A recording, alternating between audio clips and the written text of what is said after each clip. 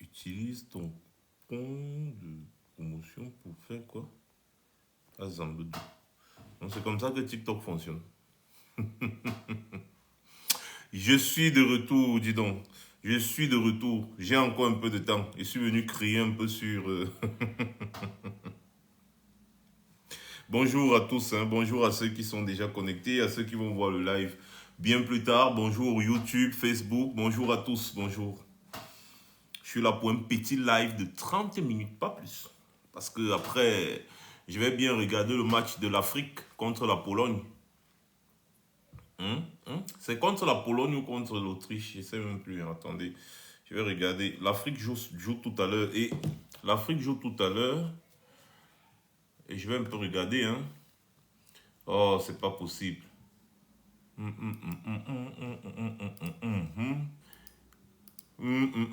Bonjour Blaise. J'espère que tu vas bien.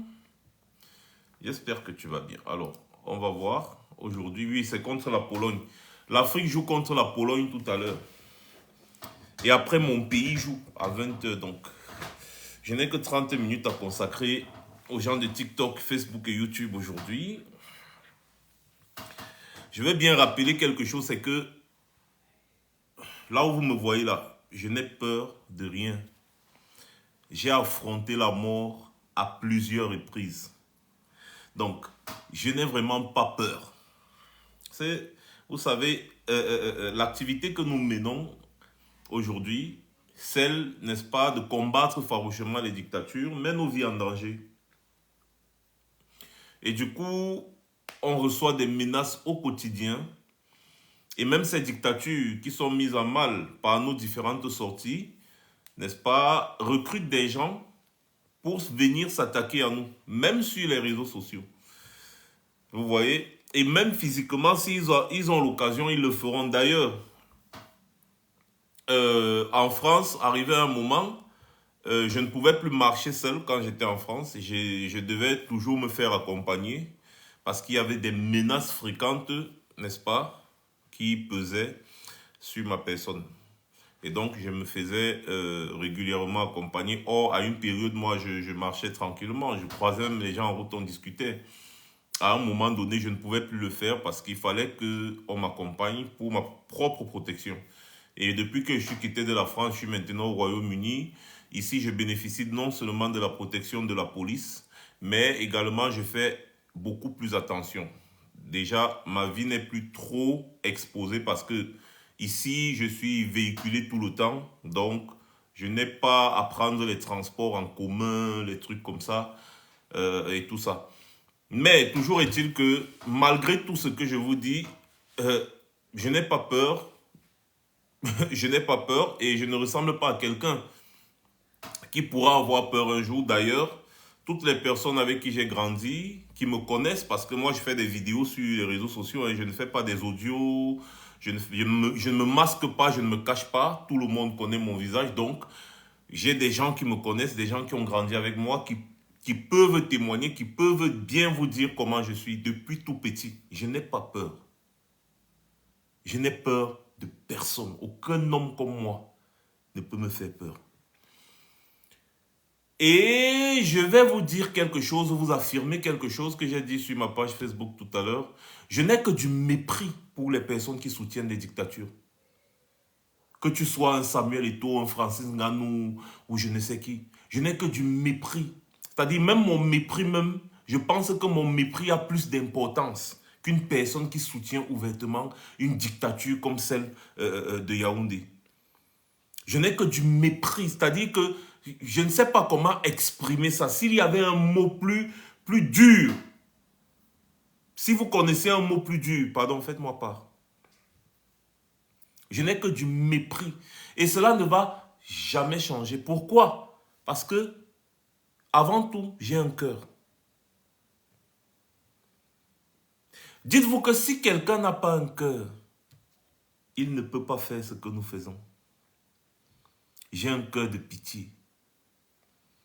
Chaque jour, nous recevons des images atroces du Cameroun, de l'Afrique. Mais je parle du Cameroun parce que c'est ce que je reçois au quotidien.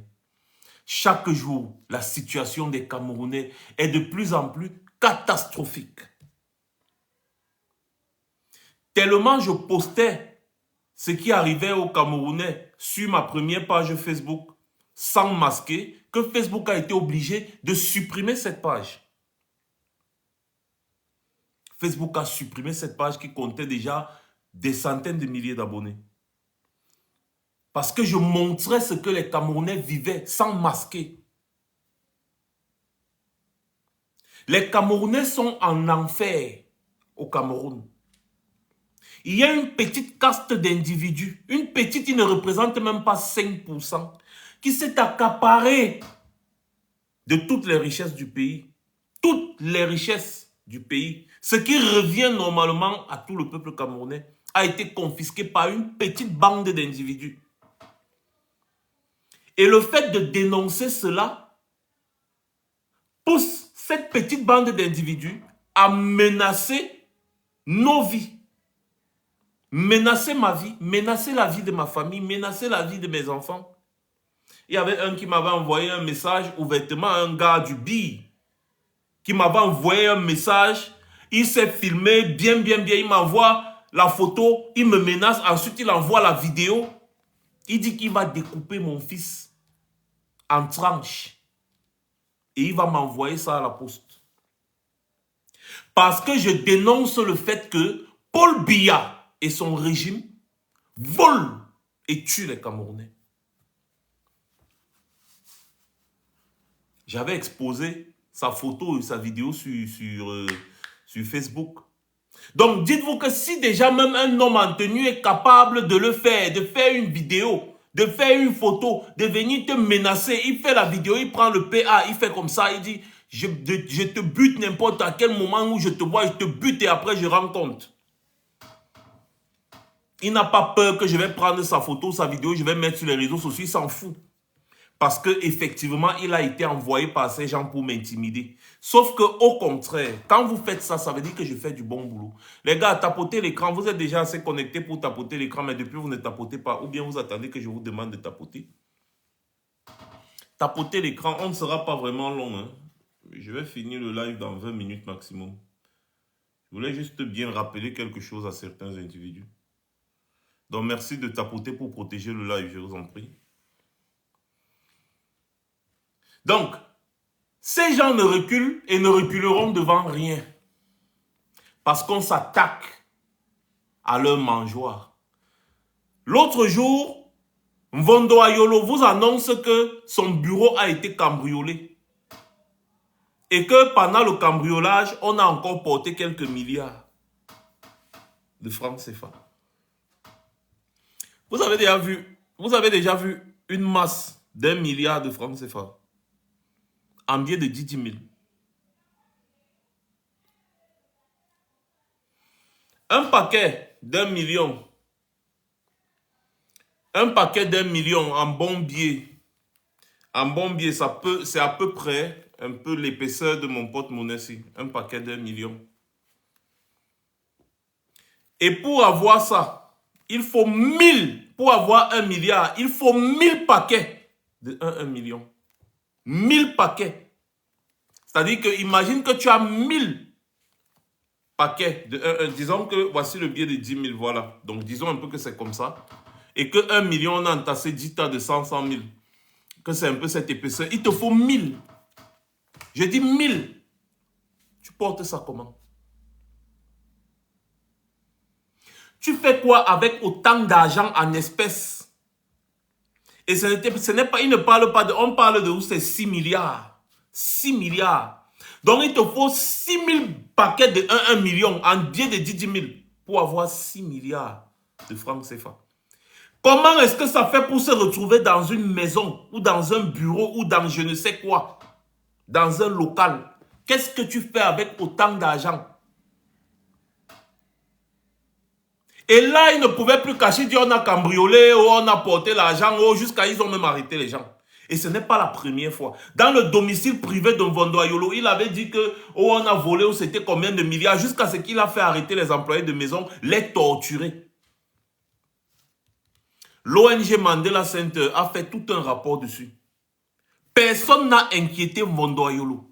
Jusqu'à aujourd'hui, personne, aucun juge, aucun procureur, personne ne s'est saisi de cette affaire pour demander à Mvondo Ayolo que, mais mon frère, qu'est-ce que tu fais avec des milliards en espèces? C'est un crime. Même selon la loi camerounaise, c'est un crime. Tu ne peux pas avoir plus de 5 millions de francs CFA sur toi en espèces. Normalement, c'est un crime.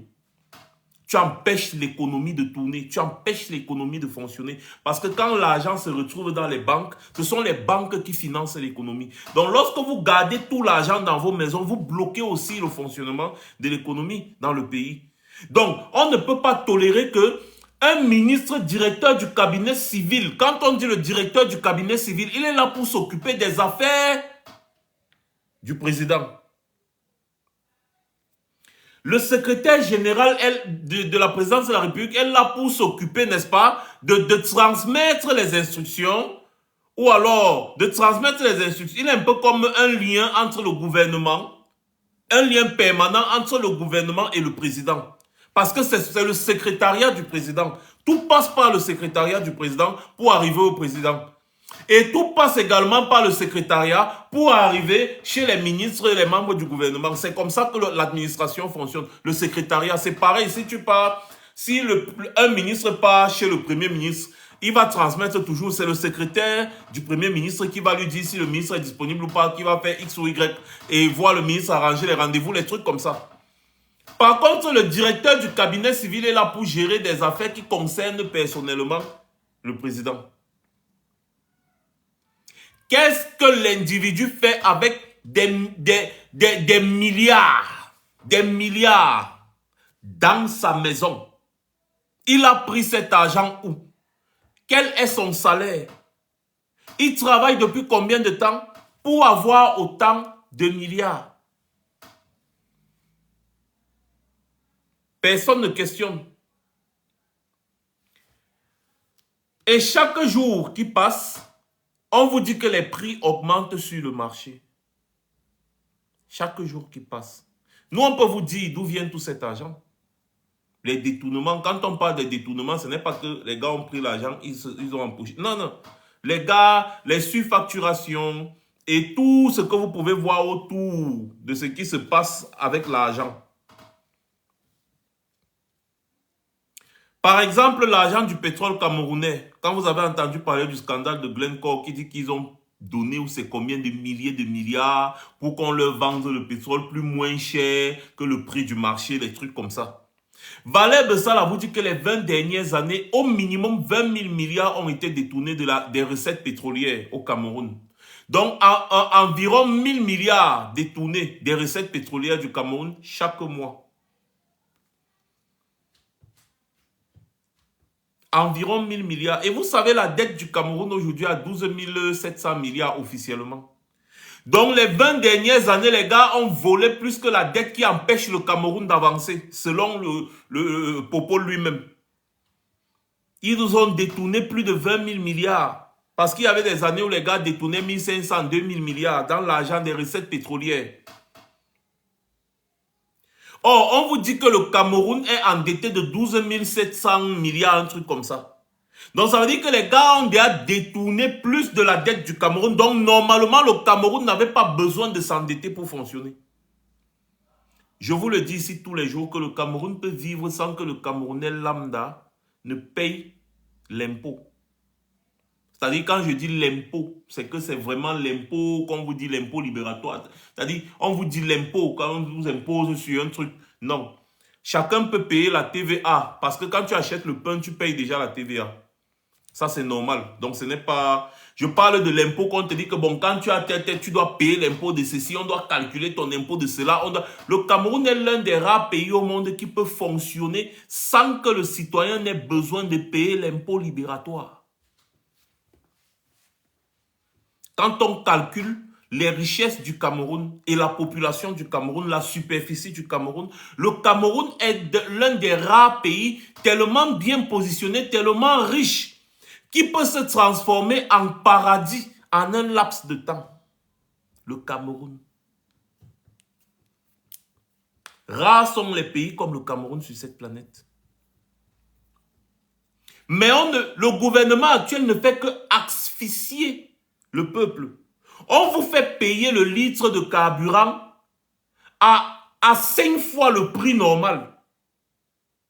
Et aujourd'hui, c'est la carte d'identité qu'on fait gratuitement à côté, qu'on vous impose. Parce qu'au Gabon, la carte d'identité actuellement, c'est gratuit. Hein. La même carte d'identité informatisée qu'on vous dit que désormais, vous allez payer, ou c'est 17 500 pour avoir. C'est gratuit actuellement au Gabon.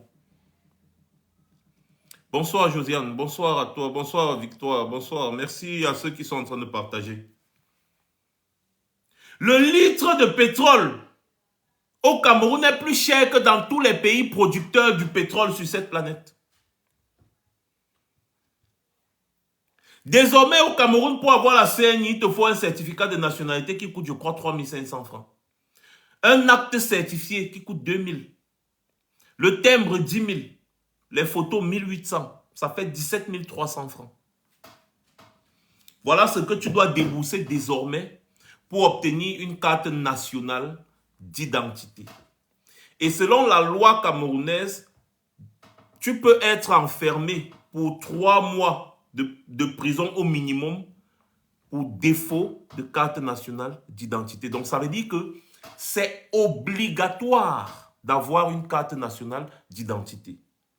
Sauf que normalement, ce qui est au-dessus de tes moyens ne saurait être obligatoire. Donc, par conséquent, en augmentant le prix de la carte nationale d'identité, c'est pour vous, peuple camerounais, une occasion de leur dire que vous n'êtes plus obligé de présenter la carte d'identité à un policier en route.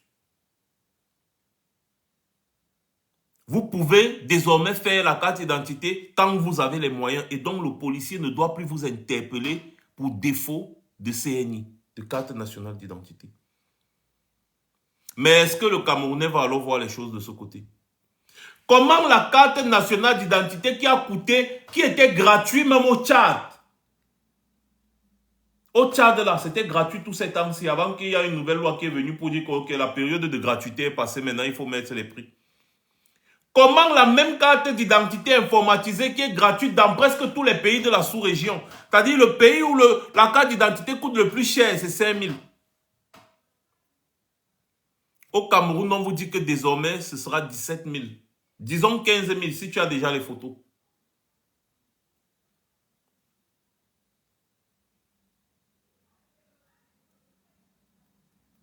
On fait ça comment?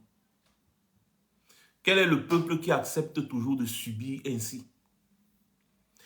Les gars vous asphyxient, ils vous font payer le carburant plus cher que dans tous les pays producteurs de carburant. Ils vous font payer la carte nationale d'identité plus cher. Même pour sortir du Cameroun, officiellement aujourd'hui, tu dois payer.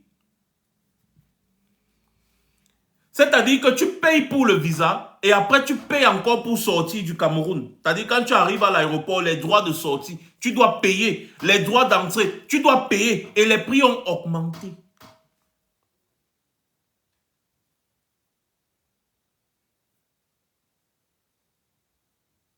Et les prix ont augmenté. On fait ça comment? Et quand nous on parle, les gens viennent nous menacer de mort. Et quand on voit un sorcier comme Eto'o supporter un régime qui traumatise le peuple, on lui fait ce reproche, d'autres individus viennent s'en prendre à nous.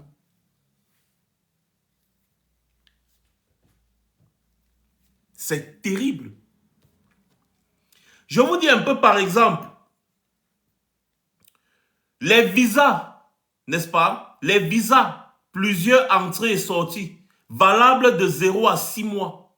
Le visa normal, c'est 100 000. Visa express, 150 000. Prorogation de visa, 150 000. Visa de sortie, visa de sortie. Visa de sortie. Sous réserve des conventions bilatérales entre l'État du Cameroun et le pays du demandeur. 150 000. C'est-à-dire que un visa, tu sors de ton pays, tu dois payer. Visa de transit, c'est-à-dire si tu veux transiter par le Cameroun pour aller dans un autre, tu dois payer. Le visa de transit de 4 jours, c'est 100 000. Visa de plusieurs entrées-sorties supérieures à 6 mois. Visa normal, 200 000. Visa express, 200 000. Supprimé, ils ont mis même supprimé entre parenthèses après. Donc, visa 200 000 normal. Il n'y a plus de express.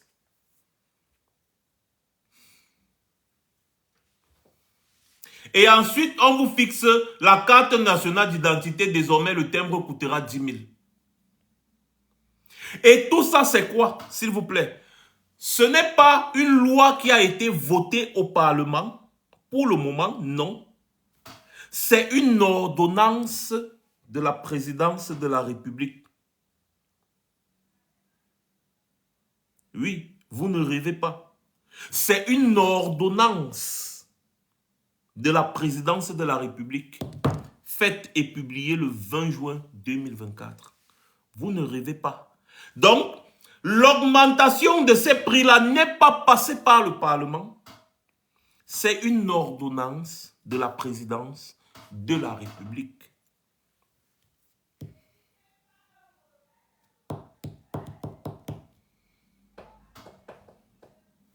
Quand on voit ce genre de choses et qu'on refuse de se taire, on devient des ennemis à abattre. Quand des gens se comportent ainsi avec une population, comment est-ce que quelqu'un qui a un cœur va se taire face à autant de méchanceté? On vous demande de payer de plus en plus cher. Pendant ce temps, la fille du président fête des anniversaires à hauteur de millions, je veux dire, de francs CFA.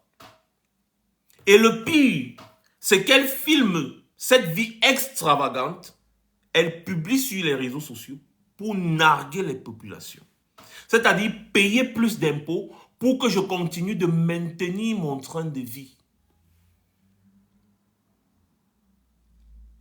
Et il se filme en train de danser, en train de manger, en train de gaspiller l'argent du contribuable. Nous, on doit se taire, on ne doit pas parler. Vous pouvez, je ne sais pas, t'as dit quoi? Donald Trump, par exemple, il arrive peut-être président des États-Unis d'Amérique et que ses enfants montrent une certaine vie extravagante sur les réseaux sociaux quotidiennement, il va se faire démettre de ses fonctions. Si jamais l'Américain moyen n'arrive pas à vivre au même niveau que les enfants de Donald Trump, pourtant Donald Trump est multimilliardaire avant d'arriver à la présidence de la République. Mais, parce qu'il est devenu président de la République, il faut respecter l'Américain moyen qui vit au jour le jour. Et donc la famille présidentielle ne doit pas publier une vie extravagante. Parce que c'est un mépris vis-à-vis du peuple. Dans un pays dit pauvre et très endetté, il est inconcevable que le président soit autant aisé. C'est difficile à comprendre. Comment le président fait pour avoir autant de milliards dans un pays pauvre est très endetté. Ce qui est mauvais là dans tout ça, ce qui est marrant et parfois ça fait mal, c'est que vous allez voir certains Camerounais dire que c'est normal. Elle est bien née. Dans d'autres pays, elle se serait fait lyncher. D'ailleurs, en France, c'est ce qui s'est passé avec la famille royale. Vous ne pouvez pas afficher une telle extravagance de vie autant pour moi pendant que le peuple souffre. C'est ça qui a conduit, n'est-ce pas, à la chute de la royauté en France. Oui, le pays va mal. Oui, le pays est très endetté. Oui, on doit se serrer les ceintures. Mais pourquoi vous ne vous serrez pas les ceintures d'abord, vous, les dirigeants? Quelle est cette mesure qui consiste à augmenter les prix, augmenter les taxes, augmenter les prix sur le marché? Mais vous ne réduisez pas votre train de vie. Quand Thomas Sankara est arrivé à la tête du Burkina Faso, la première mesure, c'était de réduire drastiquement le train de vie de l'État avant de voir les autres mesures. Parce que lorsque vous augmentez les prix sur le marché, c'est que vous avez un mépris profond de la population.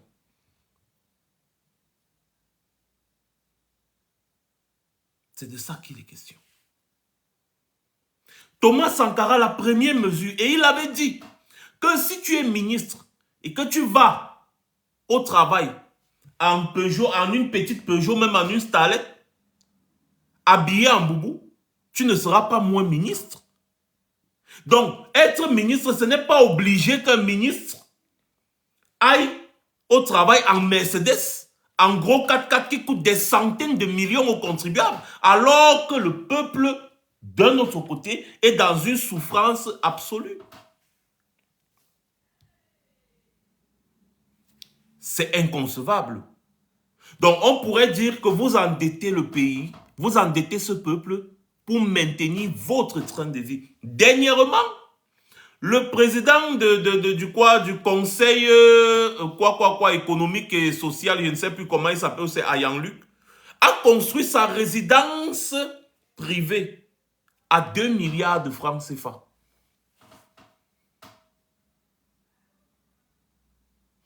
Il construit sa résidence privée dans un pays pauvre, très endetté, où le président du pays a fait un discours pour dire que le peuple doit serrer les ceintures parce que comme il y a la guerre en Ukraine, on ne parvient même plus à avoir le simple blé pour faire le pain. Donc les prix vont augmenter, serrer la ceinture.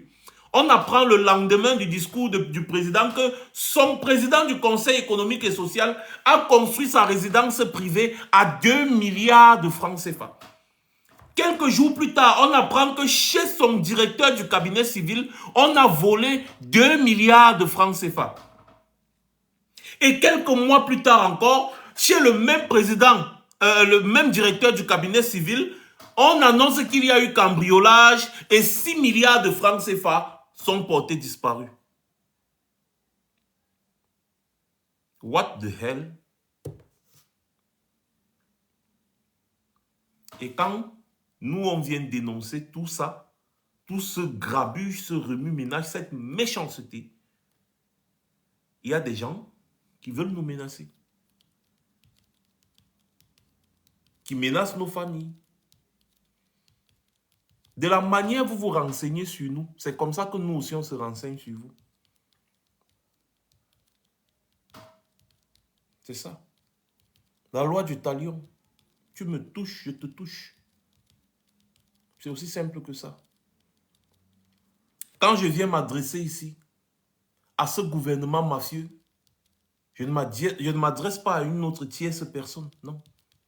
Donc si quelqu'un se sent concerné et qu'il estime qu'il peut venir m'attaquer, qu'il soit prêt et qu'il se prépare bien.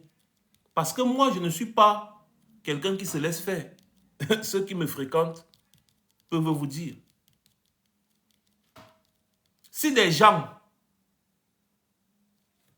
ont des accointances avec ce régime, restez dans votre coin. On ne vous appelle pas. Nous, on a un problème avec ce régime. On n'a pas un problème avec vous. Parce que même le diable a ses personnes solidaires. C'est comme ça.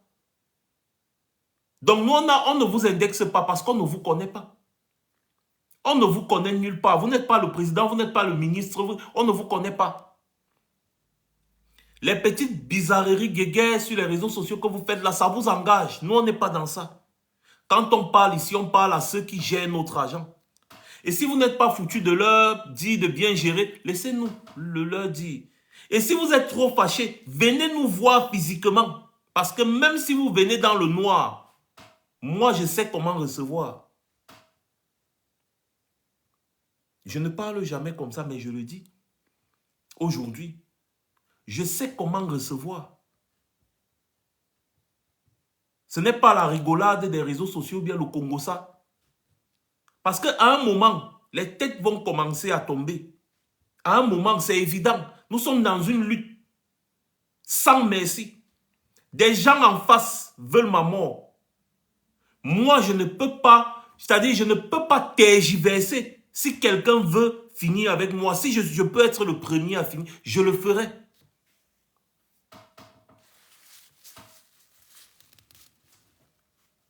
Sans hésitation.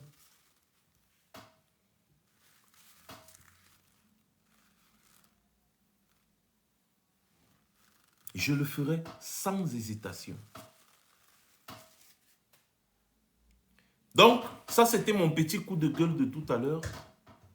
Et laissez-moi vous dire que je ris toujours à chaque fois que je vois certains petits individus qui n'arrivent même pas à manger venir s'attaquer à moi. Ça me fait trop rigoler. Je me dis, ah, c'est l'ignorance. Parfois, il y en a qui, comme ils ont faim, on leur a donné un petit 10 euros ou 20 euros que bon, va un peu essayer de... C'est bien, travaille ton argent, mais garde des limites.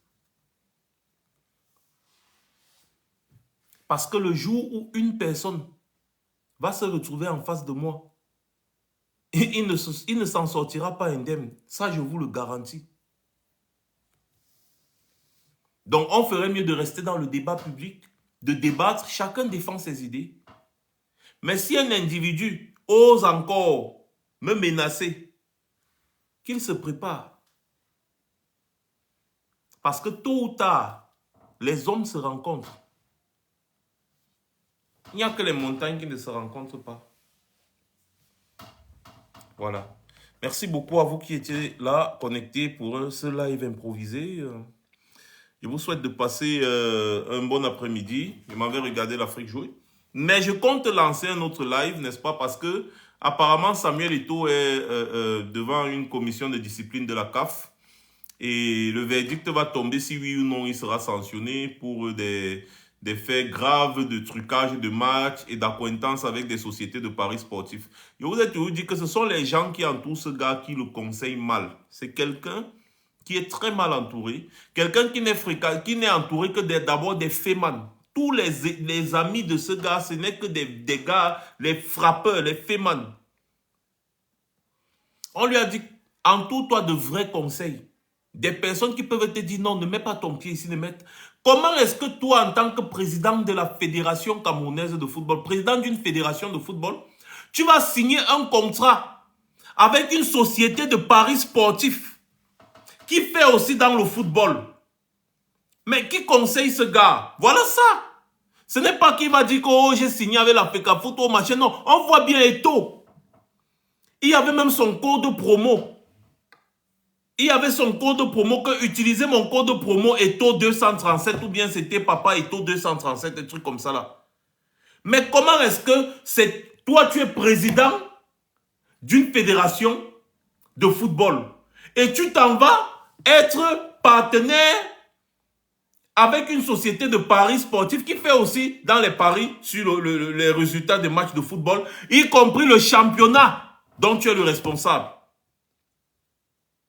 C'est-à-dire que OneXBet fait les paris sur le championnat camerounais. Toi, tu es le patron du championnat camerounais de football. Et tu vas signer aussi. Donc, quand les gens t'accusent d'avoir truqué des matchs, ils auront des arguments. Ils auront des arguments. Donc, ce sont les gens qui entourent ce gars qui sont en train de l'induire en erreur comme ça. Et toutes les personnes qui l'entourent et qui le soutiennent, même c'est juste des personnes envieuses, qui estiment que parce que on pense qu'il a un peu d'argent, il peut être au-dessus de toutes les lois. Parce que leurs histoires d'icônes là, ils ont des icônes à géométrie variable parce qu'au Cameroun, il y a tellement d'icônes. Mais ces icônes-là ne bénéficient pas, n'est-ce pas, de cette même largesse que Eto'o bénéficie. Là, on ne comprend plus rien. Parce qu'on a des gens là-bas, on a tellement d'icônes au Cameroun, tellement, si on veut parler rien que du domaine sportif et autre chose même, on a tellement des icônes. Il y a d'ailleurs un, Arsène Tema Biwele. Ce petit a été méprisé au Cameroun, alors que ce petit pouvait nous sortir des trucs sur le plan énergétique pour que les Camerounais n'aient plus de problèmes de coupure d'électricité. Ça, ce n'est pas une icône. Je préfère encore que mon enfant ressemble à Arsène Tema Biwele que mon enfant ressemble à Samuel Eto'o. Parce que tôt ou tard, quelqu'un comme Arsène Tema Biwele va marquer l'histoire de l'humanité. Mais au grand jamais, quelqu'un qui a passé son temps à courir derrière un ballon ne marquera l'histoire de l'humanité. Vous avez vu ça ou vous avez entendu ça ou dans un monde de gens sérieux. C'est un peu comme si tu dis qu'un cheval du PMUC va marquer l'histoire. Ça n'a aucun sens. Ça n'a aucun sens. Donc, chez nous, on doit savoir quelles sont nos priorités. Soit on met en avant des personnes qui ont un cerveau qui peuvent créer quelque chose qui va aider. Ou alors on met en avant des mancilapars. À nous de faire le choix. Voilà. On reviendra donc sur cette histoire. Sur ce, merci d'avoir été aussi nombreux et passez une bonne journée. C'était Max Senior. Je reviendrai, hein, très certainement.